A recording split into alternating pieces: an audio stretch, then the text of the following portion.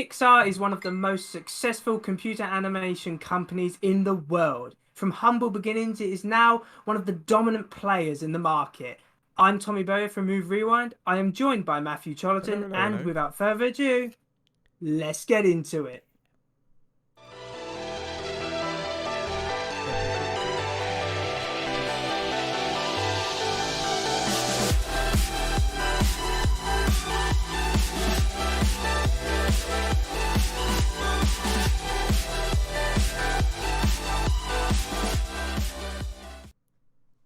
What's up, guys? Welcome to Movie Rewind, and welcome. today we'll be giving a brief history of Pixar Animation Studios. Now, this video idea came from both of us basically. I was reviewing the Toy Story films, and so I was getting a bit invested in Pixar and some of the behind the scenes and some of the history stuff. And Matthew just came up with this idea of a discussion about a history of Pixar, and we've gone with it. Now, before we start, I should say, as we haven't had discussion in a month, Matthew, how have you been? Been all right. Been all right. Living life as usual. Not much excitement has happened. Apart from in this last month, when we can relate it to the movie land, is the cinema has reopened, and I've been about four Ooh. times already to the cinema. I went again yesterday to see another movie. So yes, in the spirit of getting back into the movie vibes, return to the cinema. It's been good to get back to the cinema and watch something on the big screen with a big sound system. And this has got us into wanting to do another movie discussion, getting back into that movie spirit. So today we're going to be discussing a animation studio which has had probably a profound impact on our childhood growing up, and to this day are Oh still yeah, definitely. producing critically acclaimed movies that still smash the box office to this day. And yes, they are essentially, the founding fathers of theatrical animation films, and also still the masters and the king of animation to this day. And we've seen the likes of Pixar inspire other companies like to do animate full feature animations, which we'll get onto later. But Pixar, it's still the golden standard, in my opinion, of animated films, and still the founder father, and still the best of the best, in my opinion. So Pixar, let's get straight into today's topic, shall we? Yes, I will hand over to Matthew because he knows a lot about Pixar's early years, Yes. all the tech stuff, and some of the quite brutal business stuff involving Pixar. It's had a Yes. long and complex history, so I will hand over to him to discuss Pixar's early years. So Pixar as a studio itself was founded in 1974, but that's its initial foundings and stuff. But where Pixar first got their foot in the door and started to rise a bit, they were still at the time a very small group, so they weren't a big standalone division of a certain company they were a part of, and that was initially Lucasfilms. Now, the Pixar group at the time, when they were a division of Lucasfilms, they were only a 6-person strong team, and they essentially were working with ILM to create special effects for movies at the time. Now, around that time, Lucasfilms, 1979, around that time, what sort of movies were Lucasfilm putting out? The likes of, I don't know, Star Wars and other Lucasfilm ventures at the time. So they were essentially working and assisting with Industrial Light and Magic. Now, if you don't know Industrial Light and Magic, well, they are essentially the biggest CGI, animation studios in the world. Not so much where Pixar would later branch off and do full animated theatrical releases. ILM were responsible for animation for live action films. So they would do all the special effects for Star Wars and even other big blockbuster movies that weren't part of the Lucasfilm group. They would do the animations for lots of big blockbusters. In fact, they're still the biggest animators in the world. They work on the likes of all the big blockbusters in the world, including, like, for example, the Marvel franchise. They even work on as well today.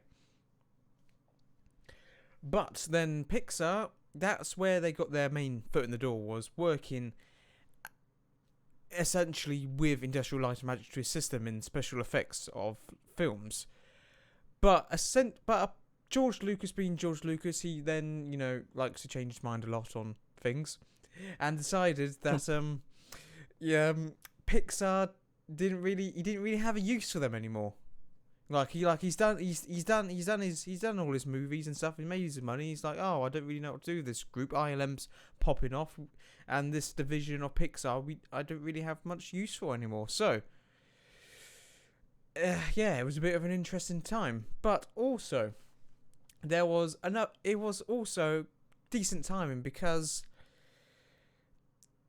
a certain individual in the tech space, one that you could say was very influential and had, a profound impact on the tech industry, you could say the least, and that was just a measly little Steve Jobs at the time, which, Steve Jobs, founder of Apple, he was the person who brought back all Apple from the ashes and is one of the most influential tech figures of all time, to be fair. The founding father of Apple, the person who brought it out from the ashes, the person who's responsible for things in our lives such as the iPod, the iPhone, the iPad. Apple computers in general had such a profound impact in the world, in the tech space, just like Pixar has had in the film industry. So, this caught the idea and the likes of Steve Jobs. Now, at the time, Steve Jobs had recently been ousted from Apple's board, due to all sorts of internal struggles at the time from Apple, and then Steve Jobs himself would then continue on his tech venture with when he founded Next Computers, which was his computer venture before he returned to Apple back in 1997. But he bought Pixar for a measly $5 million. Now, we say $5 million like that's a measly figure. I'll just go to the bank now and draw out that's not a lot of two, no. But, $5 million for a company like a Pixar, looking back at it, bit of a bargain, I'd say. Considering just a bit. Just considering just what the company is worth now. And just, the crazy amount of money that this brings in now. But yes, Steve Jobs being more of a tech sort of person, we saw a shift from Pixar into, a talent group actually assisting on movies and stuff and assisting with other groups for animations or films. They sort of took a shift and a bit of a focus towards a talent group and more into a tech-focused company. So the main idea of where Steve Jobs wanted to push it was the PIXAR computer, which was essentially a big old computer that was quite expensive that would be used for other companies to license or to purchase to create 3D animations. Now we all know Pixar now as the big driving force of 3D animated films, but they were, instead of, being the driving force of, their own releases, they were essentially making technologies and products to enable other companies to create 3D animated films and features. And it wasn't until the later years when they saw that the Pixar computer, while it was an expensive machine and a decent piece of tech and engineering, it wasn't really selling too well. They didn't sell too many of them, which was a shame to see. And this sort of prompted a bit of a change at Pixar, saying, hang on, why are we selling computers and making tech products for other companies? I mean, hang on, we've got talent of our own employed at Pixar. We don't need to, create technology for other people. We can create the technology for ourselves, and we already have a talented group that can actually make and develop animations, and so they started it. Yes, and just before we go on, why did the Pixar software and that, why did it not sell? Is it because it was very expensive, and that's why it didn't sell? It was expensive. Yes, the computers were £13,000, and also the concept and ideas of creating 3D animations for the likes of TV and films wasn't quite a proven format. Yes, in terms of animations, yes, you had the traditional Disney 2D animated, that was cartoon drawn sort of thing. But in terms of 3D animation, it was a early concept at the time that wasn't proven, and not many people wanted to get on board because they thought, that sort of style, that'll never sell. Okay.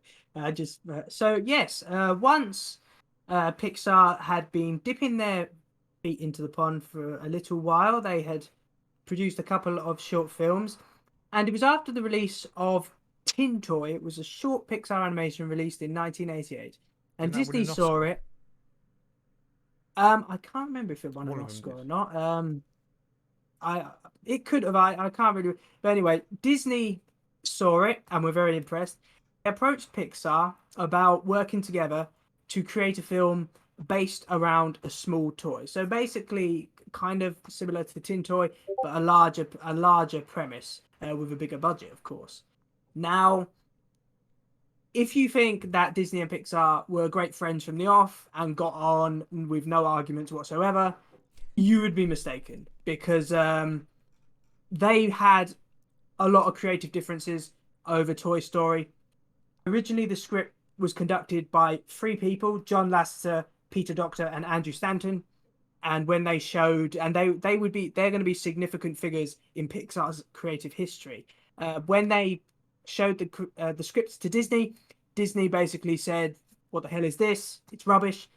Disney actually wanted an edgier tone for Toy Story. They wanted it to be family friendly, but didn't want it to be too family friendly. They wanted it to have a bit edgier of a tone. So Yeah. basically, they went to work, and after a couple of show reels were released for the film, apparently it was a complete disaster. The film was terrible. So Lasseter got a bunch of employees together and said, "Right, let's get to work on this right now." And it was basically written, the entire plot was redone in quite a little space of time. And I don't know how they did it, but they managed to pull it off and get it released in 1995. And that's when Toy Story was released. Now, at the time, there had not been a fully computer animated theoretical film released. Disney traditional animation was still very dominant at the time, and it was just felt that computer animation, it looked good with special effects on big blockbusters, but you could not make an entire film from it. It was too expensive and too complicated to do. And Pixar proved that that was a lie. If you had the time, if you put the effort in, then you could do it. It was a And Toy runaway Story, success. yes, Toy Story was a complete success. It still has 100% on Rotten Tomatoes, even to this day. And it was critically acclaimed at the time, and it scored a large amount at the box office. Yeah. Now, before we get on to the rest Money of the talk. journey, Matthew, you've seen Toy Of Story and course. things, and when you hear about the backstory and that, and what a disaster the early production was, amazing this film is as good as it is when you consider what was happening. Yeah, I would say Pixar knocked it out of the park with this, and not only was it, a film that was good as a film, but it broke historic bounds and marks in terms of pushing the technology of 3D animation forward and bringing it into the limelight and the spotlight with Disney. Now, Disney was impressed and hence began their collaboration with Pixar. Now, Pixar still remained an independent company. It wasn't owned by Disney, but though they did engage in a partnership agreement where basically Disney would help fund theatrical films and publish them, but still Pixar would then remain an independent company still. It was just sort of, outsourcing their talents to Disney Yes. in a partnership agreement sort of thing. Yes. And that's probably why there was more creative differences than you would see something in like between Marvel Studios and Disney. For the simple fact, Pixar was still an independent company. So and Pixar like to get things their own way, which fair enough. It's their company. They're the ones creating it. But Disney were funding it. So Disney liked to get their own way as well. So two very stubborn organizations working together to produce films. Now, after the success of Toy Story, people were saying, well, maybe it was just a one-shot wonder. Who knows? Maybe Pixar are not as strong as they could be. Maybe they did a good film with Toy Story, but could they do it again? And that's when they released A Bug's Life, which was released in 1998. Now, A Bug's Life actually had a little bit of controversy surrounding the production. Basically, Steve Jobs and John Lasseter, who was the director, and he also directed Toy Story, got into a very public row with DreamWorks co-founder Jeffrey Katzenberg, who had basically taken A Bug's Life idea. He was a former Disney employee, decided to found DreamWorks Animation Studios and produced Ants. And this is only about 3 years after Toy Story was released, so you can really see how Toy Story changed the game, because already you had a rival computer animation company in the form of Ants. Now, A Bug's Life did do well at the box office, and it does have a strong critic reviews. It is a strong film. It weren't Toy Story, though, and it weren't as successful as Toy Story. So many was beginning to say, well, maybe, just maybe, Pixar are not as strong a company as we thought they were. Pixar were obviously a little bit concerned about this. So John Lasseter was like, we need to come up with another film. And this is when some creative differences with Disney started. Yeah. Basically, Disney were impressed with Toy Story, and they wanted a sequel. They wanted Toy Story 2. And originally, Disney were going to have it as a direct-to-video release. Yeah. Like a lot of Disney sequels, it weren't going to be released in cinemas. But after Pixar persuaded them, Disney decided to up it to a theatrical release. And out of all of the Disney films, Toy Story 2's production was pretty much a disaster from start to finish. There was so many creative differences between Pixar and Disney over this film. At one point, they were going to just dump it all together until John Lasseter, in John Lasseter style, basically said, right, that is it. He got all the writers together. Over one weekend, they rewrote the entire film script and got the entire film completed and ready to be released within 9 months. And I think you'd agree, Matthew, that is insane, because you've seen Toy Story 2. It's got 100% of Rotten Tomatoes. A lot of crunch it's time. Insane. Yeah, it's insane that they actually completed a film that good in the time that they had. I can't believe it. Yeah, just how they got out of the park, because at the time they were having all sorts of internal, arguments with Disney over creative control. There was also arguments over, their contract agreements, the rights, the profits, just the cost of percentages which will go to each side.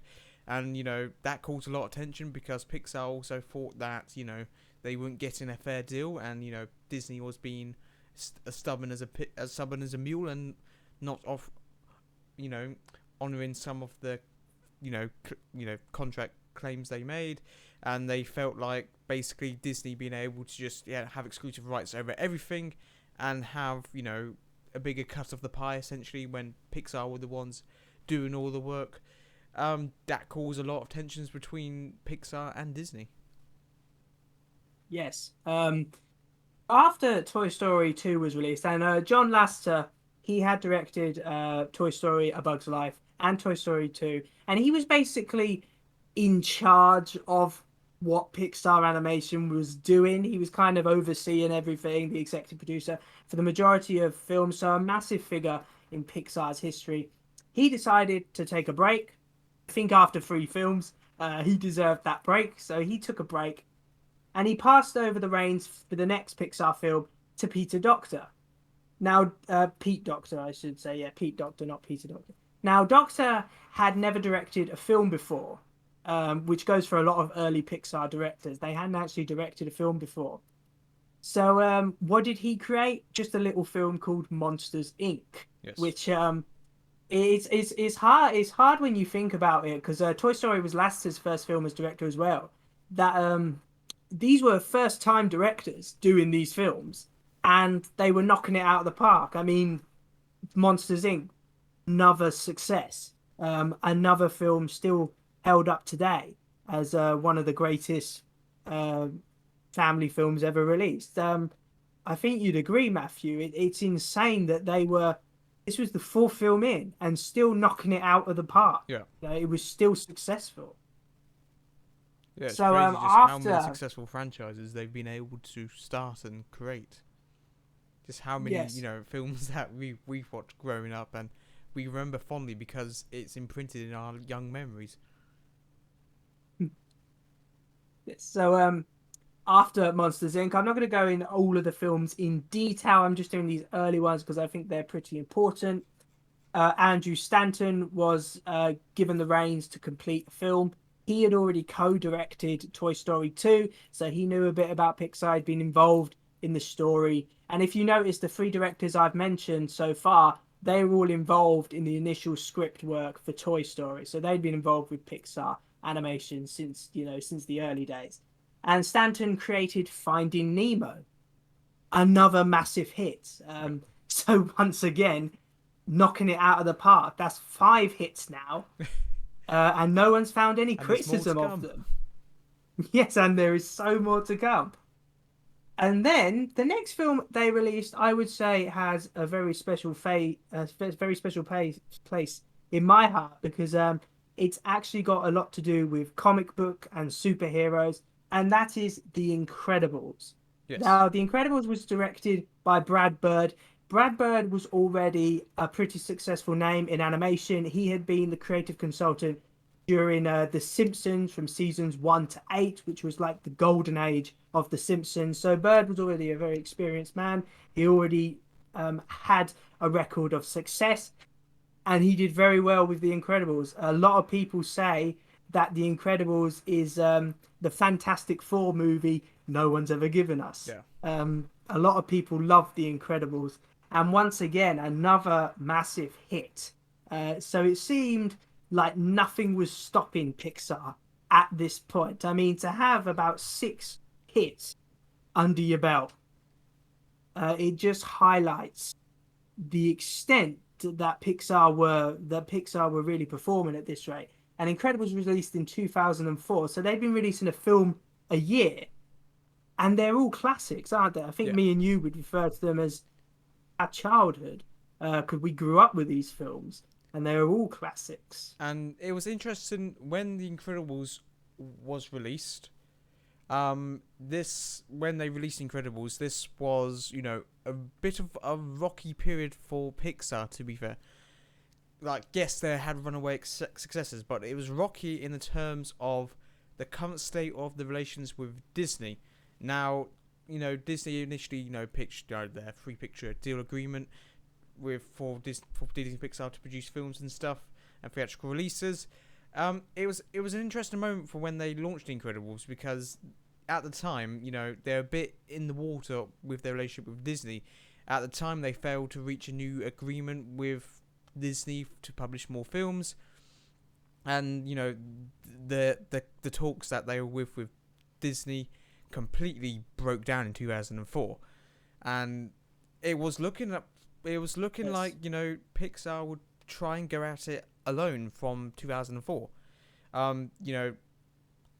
At the time, they were in heated discussions between the CEO of Disney at the time and Steve Jobs, the CEO of Pixar at the time, and the discussions completely broke down, and Steve Jobs came out boldly and said, "Oh no, Disney tried to put us in a position, and we said no, and we're actually looking for other publishers now to essentially try and force Disney's hand." And now, at the time, Disney and Steve Jobs were at each other's throats, and they couldn't see eye to eye together, so they literally walked away from the table. So, and this was a bit of a weird position for Pixar to be in because they hadn't reached an agreement, and they were essentially without a publisher at the time Yeah. for any of their movies, which was pretty interesting because during that period as well, Pixar was working on their next project, that be it Cars, at the time, which Yes. of course that was again Yes. another runaway success. But where we saw a shift in change is in 2005 when Michael Eisner, who there apparently there's a lot that if you read into Michael Eisner, apparently there's a lot of controversy and stuff he did wrong with Disney as a whole in general. But it wasn't until in 2005 where Disney's new CEO Bob Iger came into force, and now when Bob Iger came to power of Disney, that's when his position sort of shifted towards Steve Jobs. He actually wanted to get back to the table and suggest new ideas. And Yes. it was pretty interesting how the relationship between Disney and Pixar changed, where basically Bob Iger was said, I can't quite remember what he said. He said something along with Steve Jobs, like would it be like a stupid idea if I pitched the idea of how about we like buy Pixar? And Steve Jobs actually turned around and said, that wouldn't be such a bad idea after all, sort of thing. So Disney began talks to acquire Pixar in 2006 and decided to buy Pixar for, $7.4 billion, which, $7.4 billion, considering Steve Jobs bought bought Pixar for $5 million, that's a bit of a nice return on investment, I would say, from $5 million to $7.4 million. And it was pretty interesting to see when Disney initially brought out Pixar. This then meant that Steve Jobs then became the largest individual shareholder at Disney, holding a 7% stake in the whole Walt Disney Company group as a whole, which at the time, that was, groundbreaking. Just think just how much money that would equate to. Exactly, a lot of money. And of course, Pixar didn't release a film during 2005. It's unknown why. I would say it's probably to do with all of behind the scenes, as Matthew said, all the discussions with Disney. They didn't and have a things like publisher that. for anything at the time. Yeah, so that's probably why they didn't release in 2005. And plus, of course, Pixar was still the biggest name. There were challenges. There's a consistent threat from DreamWorks Animation. They had released Shrek, and that had a massive impact on culture, so on popular culture especially. So Pixar was still the kings, but there were smaller animation companies popping up all over the place and using what Pixar did in its early years to try and become successful as well. Now, as Matthew said, Cars was once again a big success in financially. John Lasseter directed that film, but Cars was not as critically acclaimed as previous Pixar films had been. A lot of people refer to the Cars franchise as like the black sheep of Pixar because no matter what they seem to do, Cars is just not as renowned as the others. But even so, it made money, which when it comes down to business, money is what they care about. So it did make money. The next couple of films Pixar released were just hit after hit. Brad Bird, Andrew Stanton, Pete Docter, they all returned to direct 3 films, and those films in order: Brad Bird directed Ratatouille, Andrew Stanton directed WALL-E, and Pete Docter directed Up. 3 films, once again, knocked it out the park. I remember seeing all these 3 films, and WALL-E, I would say, is probably one of the most important Pixar films, because that started conversations, that film, about global warming and pollution and things like that. So it's insane when you think about it, that even just a family film can start discussions like that. That just shows how big Pixar were during the late 2000s. They were really knocking it out of the park. And of course, you might have realized, apart from Toy Story, Pixar seemed to have this unofficial rule about sequels. They weren't that big on sequels in the early years. They kind of wanted to create unique films that were unconnected to the others. So they weren't that big on sequels, except for Toy Story. I think it's good to point out, at this time, John Lasseter was the chief creative consultant of not only Pixar Animation, but also Disney Animation Studios as well, which would have been a massive task, overseeing both of those things. So that was a massive task. So he couldn't dedicate 100% attention to Pixar as he did in the early years. So that's an important thing to keep in mind, that he took his eye off the ball on several occasions, especially in Pixar's early years. Um, in 2010, Pixar released, and this was, I think it was 11 years after the second one, they released Toy Story Toy 3. Story 3. Now, Toy Story 3, if I'm correct, Matthew might correct me, I think it was the first Pixar film to make over 1 million worldwide. You I mean a might billion? be wrong there. A billion, was it a Yes, billion? not a billion. That's Yes. the those are shit numbers for the film industry. Yeah, sorry. I knew it was big. Yeah, it was the first Pixar film to make over $1 billion. And I remember seeing Toy Story 3. Did you see Toy Story Yes, 3 I saw it at the cinema with. in cinema? I Yeah. remember distinctly. Toy Story 3 was the first 3D movie I saw, and in fact, funny story. I first when I was when I first saw Toy Story back in 2010, I went with our good old friend Beefcake Flack as well. He came with me Of to see it. course I you did. remember.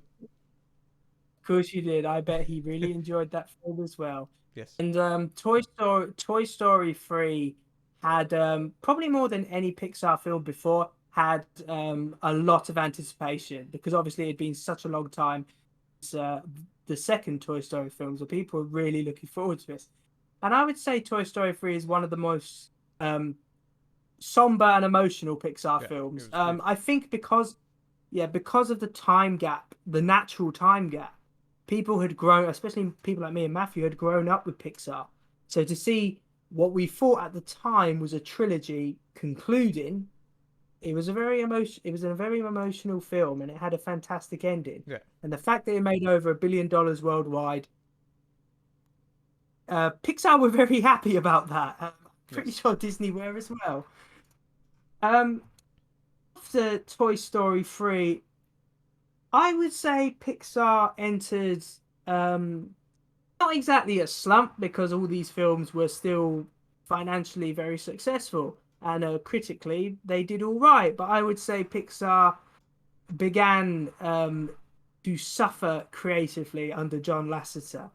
Um, for one thing, they began to relax their unofficial rule on producing sequels. Yeah. And I don't know about you, Matthew, but I always think with animated films, if they release sequels so long after the original film's release, Yeah. 9 times out of 10, that's not being done for creative reasons. That's Financial being incentive. done for yeah, that's being done for money. Yeah. Um, yeah. Cars 2 was released in 2011. Better than the first. No, actually, no, worse. Cars 2 is often credited as the worst Pixar film ever released. Then It they've it made a didn't. Cars It 3. just, yeah. Yeah, and they make Cars 3, which just shows. A couple of the other films, Brave, didn't do too well in terms of the critics' reception, and in terms of money, it did make quite a bit of money, but not as much as some of the earlier. Monsters University, this was the first a series of films in which it was making a sequel. And I don't know, I don't know if you've seen Monsters University. You probably Yes. have. Um, Not as good as Monsters Inc. No. Nowhere close. It felt it felt like it was more to make references. I mean, it was a prequel as well. It was a prequel to Monsters Inc. So it was there to just make references, rather than tell a story. Um, there were a few good films released during this era. Inside Out is often highlighted as an example of what Pixar can do when they put all of their effort into it during this era. Dinosaur. The Good Dinosaur has a very controversial reputation. It's often considered Pixar's only flop. It was in production hell for a very long time. I know that, and when they finished it, it weren't as good as they thought. Uh, Mm. then others, Finding Dory, Cars 3, all of them are as successful as not as successful as the originals they were based off. Now, this is interesting because, as I said, John Lasseter was the creative consultant of Disney and Pixar Animation Studios since Pixar came in to Disney's possession in January 2006. And Lasseter got into a bit of controversy Yes. during 2017. He was accused of, I don't know too much about the details. He was accused of sexual misconduct. He took sabbaticals from Pixar while all of it was being cleared up. And basically, by early 2018, Disney said, right, we're not renewing Lasseter's contract. It will expire in June. Yeah. And like that, Lasseter's reign of Pixar was over. I don't know if any of these allegations are true. We're not discussing that on here. Um, I would like your thoughts on this, Matthew, but I think John Lasseter was an individual who gave it his all in his early years, Yeah. but by the 2010s, I think he was burnt out. And There's I no think the doubt longer he he was the stayed, main yeah, creative driving force behind Pixar at the time. While you had the likes of Steve yeah, Jobs, pushing for the business side and the technology side, John Lasseter definitely was the creative driving force. And you know, people give a lot of responsibility of Steve Jobs for bringing Disney into the forefront in terms of the mainstream, but in terms of having that creative product that actually it was the main responsible thing, was having that good product and bringing that good creative driving force is what did it for Pixar. Not only the technology side, yes, you can argue technology side, technology, but but in terms of actual memorable and having an impact on the film industry, that's where the creative and actual film side actually comes into it, in the creative side of things, where that's the thing that's going to have the most profound impact is the story, not so much the technology behind it. But even still, it was still that new medium was still, yeah, unique at the time, and it's historic from that early beginning of Pixar, from their films. Not only were they a technical marvel, they were also, you know, a marvel in terms of just general film making in general. yeah. I think a lot. I think John Lasseter is of course very controversial. For some, the man, come on, the man rewrote the plot to Toy Story 2 over just one weekend. So he burnt himself out, especially on the early Pixar films. By the time he was made chief creative consultant, I think he had too much on his plate and not enough energy to do that job effectively. Um, they should have had what they have now, which is the chief creative consultant of Disney Animation and Pixar Animation, has been split. So one person is in charge of Disney Animation and one person is in charge of Pixar Animation, not combining the two roles, because I just think that doesn't work. There's too much pressure on that one person to make sure it's a success. Now, heading in to the 2020s, I think many people would say that Pixar have started to turn it around and are producing non-stop hits again. Uh, Pete Docter is now the chief creative consultant of Pixar Animation Studios. I've mentioned Doctor already. He directed Monsters Inc., Side Out, and Up, so he knows what he's doing. And they have released very strong films in the last year. Toy Story 4, Soul. They have begun to turn their act around. And I'm not necessarily saying that's solely down to Pete Docter, because it might not be. It might be down to Pixar bringing on new people. Who knows? But I think if you look when John Lasseter left and when Pete Docter took over, I think it's clear that that decision has had a significant influence on Pixar reviving themselves from a pretty low period during Yeah, the late 2010s. So Pixar are an incredible studio. They they have an are interesting history. incredible story. Uh, yeah, constantly. I mean, they could have given up so many times. Um, as Matthew said, even when Steve Jobs owned them, he could have given up so many times. They all could have. And as you said, He bought it for 5 million, um, and now look at it. It's Yeah. it's it's massive. No one would have seen it. George Lucas, he's probably sitting there He's kicking kicking himself himself because again. he That's just another, gave that's up another on of the. his properties he sold off that he regrets a bit. Yes, exactly. And a lot of people say, oh, Disney owns so many studios now. They're in Marvel Studios, they're in Lucasfilm, and all this. Pixar was one of the first ones Disney bought, and proved that they could be successful. Now, we're not going to sit here and argue whether they did as successful jobs with Lucasfilm or Marvel Studios, for example, but Pixar they did do a very good job with. And what can I say? Pixar is a studio that I owe so much to because so many of the films I grew up with. I mean, I had VHSs of like Finding Nemo, Toy Story 2, and things like that. So I grew up with them. It's starting to round this up, Matthew. Have you got anything else to add to the No, discussion? I can't think of anything to add on top of that. You know, very memorable films. You know, they actually are film studio I'd say deserve their success in terms of how they push technology. You know, being a computer scientist myself and seeing how they pushed, the use of computers and technology forward.